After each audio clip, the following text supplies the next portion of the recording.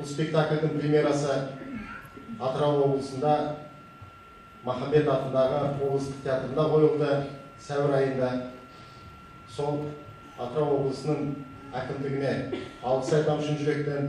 Осынау екі елдің бауырластығын, туыстығын, достығын көрсететін осындай дүниені сахнаға шығаруына сонау қолдау көрсеткен үшін, және де сахнаның тілі бөлек, осы сахнаның тілін сөйлеткен белгілі режиссер Мұхамбали Томановқа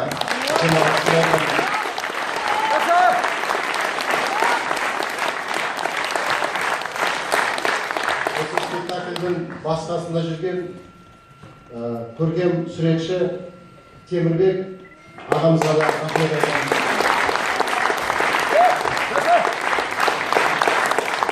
Және де бұл дүние, әрине, бұндай спектакль директор болмаса дүниеге келер ме? Берік ағамыз қайда екен? Берік ағамыз